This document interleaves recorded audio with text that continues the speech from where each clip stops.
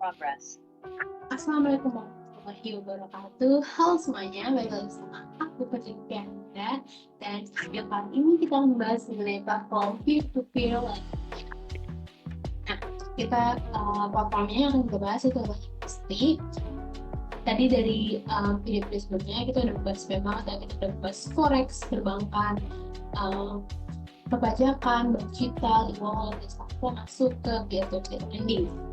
Oke, sebelumnya apa sih peer-to-peer lending itu? Peer-to-peer lending merupakan sebuah platform online yang menyediakan fasilitas bagi pemilik dana atau lender untuk memberikan pinjaman secara langsung kepada debitur atau si borrowernya dengan return yang lebih cepat.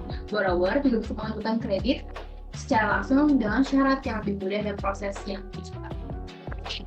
Nah, ini untuk gambaran dari proses P2P lending itu. Jadi dia melalui si P2P platform ini dia memberikan pinjaman dan si lender yang memberikan pinjaman dan si borrower mengajukan pinjaman. Nanti ketika sudah waktunya untuk sudah jatuh temponya ya, dia akan kembali. Oke, kita akan membahas mengenai Investri merupakan perusahaan financial technology atau fintech yang memiliki fungsi sebagai marketplace bagi orang yang membutuhkan peminjaman dana dan orang yang bersedia dananya dipinjam. Investri sendiri sudah beroperasi sejak 2015 dan sudah berizin dan diawasi oleh Otoritas Jasa Keuangan (OJK), dan Investri juga terdaftar sebagai anggota dari Fintech Indonesia dan Asosiasi Fintech Pendanaan Indonesia atau AFPI. Investri ini juga dia udah menjalin beberapa kerjasama ya, seperti dengan Bank BRI, Bank Jago, Bank Mandiri, Pasar Polis, Pegadaian, dan banyak lagi ya, udah banyak banget ya partnernya. Nah, di sini ada gambaran dari Investri ya, kurang lebih sama kayak yang tadi udah kita lihat di slide pertama. Jadi si borrower ini dia melalui P2P marketplace atau melalui Investri ini dia mengajukan pinjaman, nanti sama si lender diberikan pinjaman. Nah, ketika sudah diberikan pinjaman ya, nanti setelah beberapa waktu dalam periode tertentu nanti si penjama ini mengembalikan uangnya dengan interest rate-nya, dengan ada bunganya gitu ya. Oke, kita akan membahas sedikit mengenai fitur yang ada di Investri. Sebenarnya untuk Investri ini sendiri dia emang hanya P2P peer-to-peer lend buat peer-to-peer platform aja gitu ya, memang fiturnya nggak terlalu banyak juga. Jadi yang pertama ada marketplace. Marketplace merupakan salah satu fitur kunci pada Investri. Marketplace menyediakan banyak pilihan bagi lender yang meminjamkan uangnya. Pada marketplace terdapat 3 menu pinjaman, yaitu pinjaman pendanaan, reksadana for lender, dan SPN retail. Nah, tapi terakhir saya ngecek di Investri itu sendiri, untuk marketplace ini hanya peminjaman pendanaan ya, untuk reksadana for lender dan SPN retail itu sendiri. Untuk SBN retail aja, untuk SBN retail itu dia produknya nggak ada pas dicek. Nah, jadi cuma ada pasti pendanaan sama di reksadana kolektor dong. Untuk yang kehitung peer-to-peer lending itu cuma yang di pendanaan ini aja ya, untuk reksadana sama si SBN ini tuh dia nggak termasuk ke peer-to-peer lending. Nah, lender ini dapat memilih produknya yang dia inginkan. Terus dari Investri dia memberi keterangan seperti nama perusahaan, industrinya apa, jumlah pinjamannya berapa, metode pengembaliannya seperti apa, jatuh tempo, serta jangka waktunya. Ya, kalau lihat ya di sini.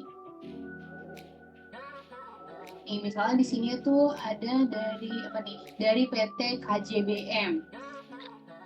Ini dia butuh dananya berapa, dia industrinya F&B ya, food and beverage, jumlah pinjamannya 1.450 juta. Terus pengembaliannya ternyata pelunasan sekaligus, jatuh temponya 6 Desember, jangka waktunya 33 hari. Jadi diberi detail sama si Investri seperti ini. Contohnya ada PT HK TV, jumlah pinjamannya 350 juta, itu temponya sekian, jangka waktunya sekian, industrinya apa. Terus ini juga ada PT DKTA, jumlah pinjamannya 700 juta, jatuh temponya 30 Januari, industrinya advertising, metode pengembalian pelunasan sekaligus, jangka waktunya sekian. Jadi si peminjam nih tinggal nyari aja yang cocok sama dia tuh yang mana. Nanti tinggal cek yang tombol danai seperti itu.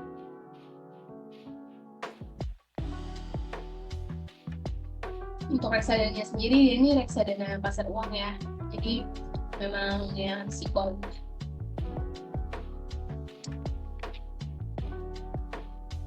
Oke, untuk peminjaman di Investory ini,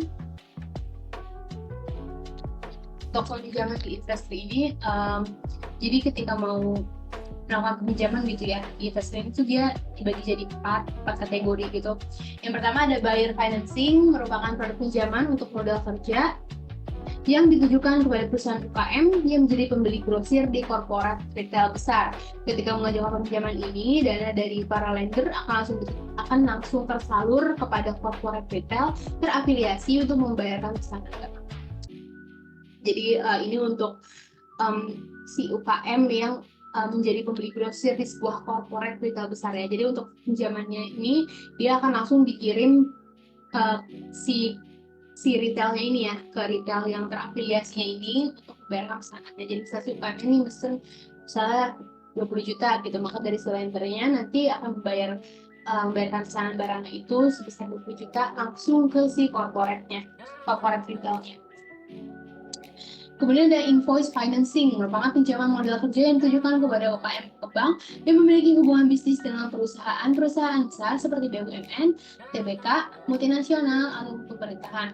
UKM yang melakukan peminjaman dan memberikan tagihan yang sedang berjalan atas sebuah perusahaan dan dijadikan jaminan. Nah, kalau yang ini, kalau yang tadi kan sebagai pembeli grosir, kalau yang ini dia memang memiliki hubungan bisnis gitu. Jadi nanti dia bisa memberikan tagihannya yang sedang berjalan kepada si lendernya gitu sebagai jaminan. Kemudian ada micro productive loan, merupakan pinjaman modal kerja yang diperuntukkan wirausaha mikro atau perseorangan di berbagai bidang. Investory memberikan fasilitas ini untuk membantu perusahaan mikro dalam membangun bisnis mereka agar lebih berkembang lagi. Nah, ini yang lebih kecil lagi sih perusahaan yang wirausahanya, perusahaan mikro perseorangan. Next ada Working Capital Term Loan atau WCTL, merupakan pinjaman modal kerja yang ditujukan kepada UKM yang memiliki model bisnis yang unik seperti menerima pembayaran melalui transfer bank atau digital menggunakan aplikasi sistem kasir dan lainnya. Pinjaman WCTL ini menggunakan skema cicilan. Nah, ini untuk UKM memiliki model bisnis yang unik ya. Menerima pembayaran melalui transfer bank digital menggunakan aplikasi sistem kasir dan lainnya.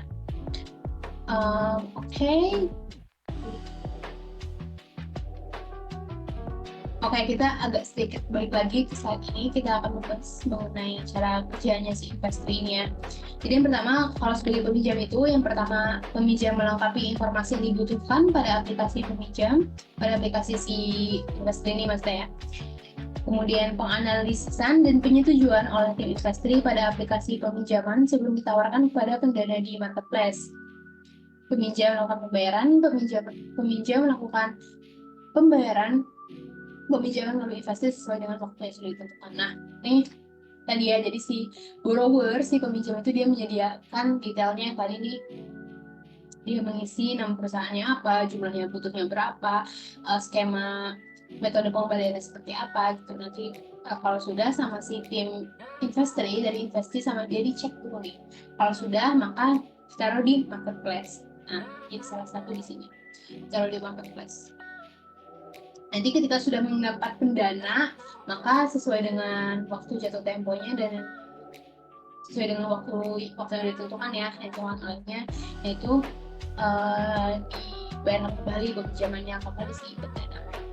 Nah, kalau sebagai pendana, caranya itu pendana menelusuri marketplace untuk mencari produk yang cocok.